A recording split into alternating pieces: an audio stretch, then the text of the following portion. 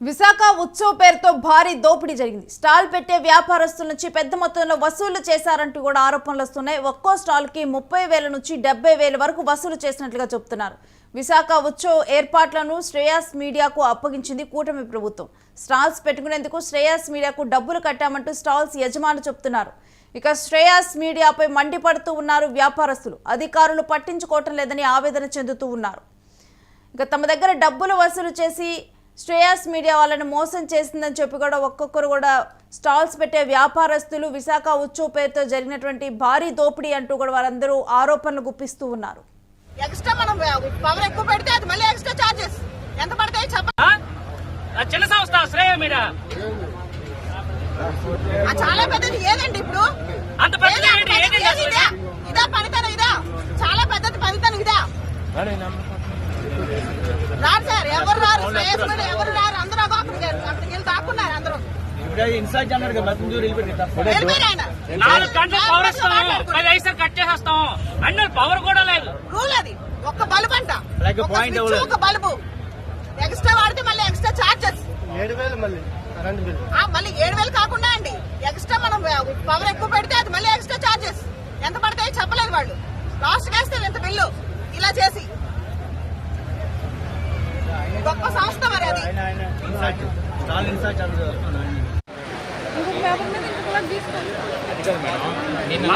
అందరి దగ్గర అవి ఉన్నాయి. అందరి దగ్గర ఉన్నాయి. ఒక్కరు మార్చడం కాదు కదా. అందరి దగ్గర నైట్ 9 గంటల వరకు ప్లాన్ ఓకే నైట్ 9 గంటల వరకు ప్లాన్ ఓకే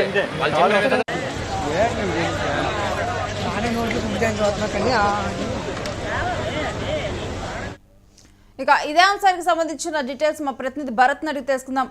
భరత్, విశాఖ ఉత్సవ్ భారీ దోపిడీ అంటూ కూడా మాట్లాడుతూ ఉన్నారు. అక్కడ ఉన్నటువంటి వ్యాపారస్తులు అసలు ఏం జరిగింది ఏంటి? Good morning Renu. ఏదైతే విశాఖలో అత్యంత ప్రతిష్టాత్మకంగా రాష్ట్ర ప్రభుత్వం నిర్వహించేటువంటి 24 నుంచి 1వ తేదీ వరకు విశాఖ ఉత్సవ్ పేరుతో పెద్ద ఎత్తున ఏర్పాట్లు అయితే చేసింది. ఈ నేపథ్యంలో శ్రేయాస్ మీడియాకి దీని ఏర్పాట్లకు సంబంధించి కానీ పూర్తి వ్యవహారాల బాధ్యత అంతా కూడా శ్రేయాస్ మీడియాకి అప్పగించడం జరిగింది. మరి ముఖ్యంగా విశాఖ ఉత్సవ్కి సంబంధించినంత వరకు ఆర్కే బీచ్, అదేవిధంగా ఋషికొండ, భీమిలీ బీచ్, మౌదులగ్నూర్ సాగర్ నగర్ కానీ, తెన్నేటి పార్క్ లాంటి ప్రాంతాల్లో బీచ్ లో ఉన్నటువంటి 26 కిలోమీటర్ల మధ్యలో అనేక స్టాల్స్ కూడా ఏర్పాటు చేస్తామంటూ కూడా రాష్ట్ర ప్రభుత్వం ప్రతిష్టాత్మకంగా చెప్పినటువంటి పరిస్థితి. మరి ముఖ్యంగా ఈ వ్యవహారాన్ని అంతటినీ కూడా శ్రేయాస్ మీడియాకి అప్పగించడం, శ్రేయాస్ మీడియా వాళ్ళు ఎవరైతే స్టాల్స్ పెట్టేటటువంటి ఫుడ్ స్టాల్స్ కూడా అనేక రాష్ట్రాల నుంచి వచ్చేటటువంటి ఫుడ్ స్టాల్స్ ఏర్పాటు చేస్తామని చెప్పడంతో ఒకసారిగా ఫుడ్ స్టాల్స్ ఏర్పాటుకంటూ వ్యాపారస్తులు ఎగబడడం, వ్యాపారస్తుల దగ్గర నుంచి శ్రేయాస్ మీడియా దోపిడీకి పాల్పడ్డారంటూ కూడా పెద్ద ఎత్తున ఆందోళనకు దిగినటువంటి సిచ్యువేషన్ అయితే కనిపించింది. మరి ముఖ్యంగా బీచ్ రోడ్ లో ఏదైతే ఫుడ్ స్టాల్స్ పెడతామని మొదట చెప్పినటువంటి శ్రేయాస్ మీడియా అక్కడ కాకుండా అకేపాలెంలో ఉన్నటువంటి ఒక పోర్ట్ స్టేడియంలోకి మార్చడం అంటూ జరిగింది. ఈ నేపథ్యంలో అక్కడ ఉన్నటువంటి వ్యాపారస్తులు కూడా తీవ్ర ఆగ్రహం వ్యక్తం చేసినటువంటి పరిస్థితి. మొదట 30,000 నుంచి 70,000 వసూలు చేసిన అనంతరం కూడాను బీచ్ రోడ్ లో ఇస్తాం స్టాల్స్ అని చెప్పడం జరిగింది. అక్కడ నుంచి ఉన్నటువంటి పోర్ట్ స్టేడియం అక్కేపాలెం పోర్ట్ స్టేడియంలోకి మార్చడంతో ఒక్కసారిగా వ్యాపారస్తులందరూ కూడా ఆగ్రహానికి గురైనటువంటి పరిస్థితి. అదొక అంశం అయితే మరొక వైపు ఏదైతే స్టాల్స్ కి సంబంధించినంత వరకు కొన్ని స్టాల్స్ బీచ్ రోడ్ లో కూడా ఏర్పాటు చేసినటువంటి పరిస్థితుల్లో వాటికి కూడా కనీస వసతులు కల్పించకపోవడం, లైట్లు కానీ నీటి వసతులు కానీ ఇవన్నీ కల్పించకుండా, కనీస సౌకర్యాలు కల్పించకుండా పెద్ద ఎత్తున స్టాల్స్ కి సంబంధించినంత వరకు కూడాను వసూళ్లకు పాల్పడి ఏదైతే వాటికి ఇవ్వాల్సినటువంటి వసతులు పూర్తిగా లేవంటూ కూడా పెద్ద ఎత్తున మండిపడుతున్నటువంటి పరిస్థితి కనిపిస్తా ఉంది. మొదటి రోజే ఇటువంటి ఘటన చోటు చేసుకోవడంతో ఒకసారిగా వ్యాపారస్తులు పెద్ద ఎత్తున మండిపడినటువంటి పరిస్థితి. మరి ముఖ్యంగా వీకెండ్స్ కి సంబంధించినంత వరకు శని ఆదివారాలు పెద్ద ఎత్తున ప్రజలు బీచ్ కు తరలి వెళ్లేటటువంటి పరిస్థితి ఉంటుంది. బీచ్ కు వెళ్లేటటువంటి సమయాల్లో వసతులు లేకపోవడంతో తమ వ్యాపారం చేయలేనటువంటి పరిస్థితి 30,000 నుంచి 70,000 వసూలు చేసి మమ్మల్ని మోసం చేశారంటూ కూడా వ్యాపారస్తులు పూర్తి స్థాయిలో మండిపడినటువంటి సిచ్యువేషన్ కనిపించింది. దీనికి సంబంధించిన అధికారులు ఈ విషయంలో శ్రేయస్ మీడియాను వాళ్ళు క్వశ్చన్ చేస్తున్నట్లు, మరొకటి ఏంటంటే వాళ్ళకి బిల్లు చాలా పెద్ద ఎక్కువ బిల్స్ కూడా ఇస్తున్నట్లు చెప్తున్నారు. స్టాల్స్ కు సంబంధించినంత వరకు ఏదైతే 24 నుంచి 1వ తేదీ వరకు జరిగేటటువంటి విశాఖ ఉత్సవ్ పేరుతో పెద్ద ఎత్తున శ్రేయాస్ మీడియాకు అనుమతులు ఇవ్వడం జరిగింది. అనుమతులు ఇచ్చినటువంటి నేపథ్యంలో అక్కడ ఉన్నటువంటి వ్యాపారస్తులందరికీ స్టాల్స్ ఏర్పాటు చేస్తామని చెప్పడం, 30,000 నుంచి 70,000 వసూలు చేసినటువంటి పరిస్థితి. ఒక దగ్గర స్టాల్ ఇస్తామని చెప్పడం, మరొక దగ్గర స్టాల్ ఏర్పాటు చేయడం. ఒక దగ్గర స్టాల్ ఏర్పాటైనటువంటి వాటిలో కనీసం వస్తువులు లేకపోయినటువంటి నేపథ్యం, వచ్చేటటువంటి ప్రజలకు కనీసం ఆ స్టాల్స్ లో వస్తువులు లేకపోతే ఎక్కడ మేము ఈ స్టాల్స్ కి సంబంధించిన ఫుడ్ అంతా కూడా ప్రిపేర్ చేయాల్సినటువంటి ఉంటుంది అంటూ కూడా ఆగ్రహం వ్యక్తమైనటువంటి పరిస్థితి. మరొక వైపు ఎంత జరుగుతున్నా ఏదైతే నిన్న ప్రతిష్టాత్మకంగా ప్రారంభించినటువంటి పరిస్థితుల్లో స్థానికంగా ఉన్నటువంటి ఎమ్మెల్యేలు, ఎంపీలు, దాంతో పాటుగా మంత్రులు కూడా హాజరైనటువంటి పరిస్థితి. కనీసం వ్యాపారస్తులకి ఇంత జరుగుతున్నప్పటికీ కూడా ఎవరు కూడా అధికారులు కూడా పట్టించుకోకపోవడంతో వ్యాపారస్తులందరూ కూడా తీవ్ర ఆగ్రహం వ్యక్తం చేసినటువంటి సిచ్యువేషన్ అయితే కనిపించింది. ఈ రోజు ఇదే పరిస్థితి కొనసాగితే మాత్రం పెద్ద ఎత్తున ఆందోళన చేస్తామంటూ కూడా ఇప్పటికే వ్యాపారస్తులు శ్రేయాస్ మీడియా అధికారులకు చెప్పినప్పటికీ కూడా ఎవరూ పట్టించుకోలేనటువంటి పరిస్థితి.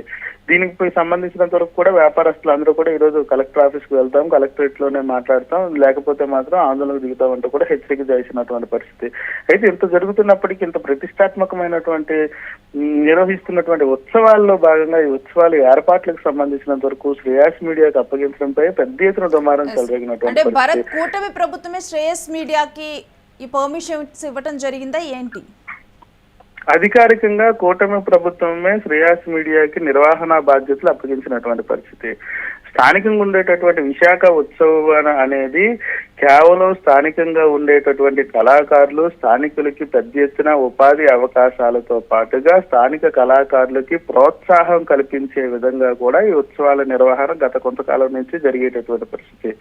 అయితే ఇటువంటి కార్యక్రమాలకు సంబంధించినంత వరకు ఒక ప్రముఖ శ్రేయాస్ మీడియా అనేటటువంటి ఇతర రాష్ట్రాలకు చెందినటువంటి సంస్థ, ఆ సంస్థకి ఇవ్వడం ఒక ఎత్తు అయితే దాంట్లో స్థానికంగా ఉండేటటువంటి ఎవరైతే ఈ ఈవెంట్ ఆర్గనైజర్స్ ఉంటాయో వాళ్ళకి ఎవరికి కూడా ఇవ్వకుండా అంత బయట వాళ్ళకి ఇవ్వడం పైన పూర్తి స్థాయిలో విమర్శలు వచ్చినటువంటి పరిస్థితి. విమర్శలు వస్తున్నటువంటి నేపథ్యంలో చక్కదిద్దాల్సినటువంటి అధికారులు కనీసం పట్టించుకోకపోవడం, స్థానిక కళాకారులకు అవకాశాలు లేవంటూ కూడా పూర్తి స్థాయిలో విమర్శలు వెల్లువెత్తేటటువంటి సిచ్యువేషన్. ఈ నేపథ్యంలో అక్కడ ఫుడ్ స్టాల్స్ ఏర్పాటు చేయడం, దాంట్లో కూడా దోపిడీకి పాల్పడినటువంటి సిచ్యువేషన్. దీనిపైన ఎప్పటికైనా రాష్ట్ర ప్రభుత్వం స్పందించి ఏదైతే శ్రేయాస్ మీడియాకు సంబంధించినంత వరకు అనుమతులు ఇవ్వడమే పెద్ద దుమారం చెలరేగినటువంటి నేపథ్యంలో దాంట్లో వసూలు పర్వంపై కూడా పూర్తి స్థాయిలో ఇక్కడ ఉన్నటువంటి కళాకారులు కానీ, స్థానికంగా ఉన్నటువంటి వ్యాపారస్తులు కానీ, స్థానికంగా ఉండేటటువంటి వాళ్ళందరూ కూడా పూర్తిగా విమర్శలు చేసేటటువంటి పరిస్థితి కనిపిస్తుంది. దీనిపైన రాష్ట్ర ప్రభుత్వం కానీ, స్థానిక అధికారులు కానీ వెంటనే స్పందించి ఈ వ్యవహారం పైన పూర్తిగా కూడా చక్కదిద్దేటటువంటి కార్యక్రమం చేయాల్సి వచ్చినటువంటి పరిస్థితి ఉంది. లేని పక్షంలో దీనిపైన పూర్తి స్థాయిలో వ్యాపారస్తులతో పాటుగా స్థానిక కళాకారులు కూడా ఆందోళన చేసే పరిస్థితి వచ్చేటటువంటి సిచ్యువేషన్ అయితే కనిపిస్తోంది. Right, stay with us Bharat. మీ దగ్గర నుంచి డీటెయిల్స్ తీసుకుంటాం. ఇక విశాఖ ఉత్సవ్ పేరుతో కూడా భారీ దోపిడీ జరిగిందంటూ కూడా స్టాల్ పెట్టే వ్యాపారస్తులు ఆరోపిస్తూ ఉన్నారు. ఇక్కడ శ్రేయస్ మీడియాకి పర్మిషన్ ఇచ్చింది కూటమి ప్రభుత్వం, కానీ శ్రేయస్ మీడియా మా దగ్గర నుంచి 50,000, 70,000 ఇలా ఎక్కువ మొత్తంలో వసూలు చేసింది. కనీసం కావాల్సినటువంటి ఫెసిలిటీస్ని కూడా ఏర్పాటు చేయలేదు. ఇక్కడ ఏం ఫెసిలిటీస్ లేవు, మరి అంత డబ్బు ఎందుకు తీసుకోవడం జరిగింది? ఇదంతా కూడా ఒక దోపిడీ అంటూ కూడా వాళ్ళు ఆరోపిస్తూ ఉన్నారు. కనీసం వాళ్ళకి కావాల్సినటువంటి లైటింగ్, ప్రాపర్ లైటింగ్ను కూడా ప్రొవైడ్ చేయలేకపోయారు. ఒక్క లైట్ పెట్టడం, తర్వాత ఇంకో లైట్ మేము పెట్టాలన్నా కానీ దానికి ఇంకొంత బిల్ అవుతుందని చెప్పడం, తర్వాత వాళ్ళు ఇష్టం వచ్చినట్లుగా బిల్ వేయటం జరిగిందంటూ కూడా అక్కడ ఉన్నటువంటి వారు ఆరోపిస్తున్నటువంటి జరుగుతుంది.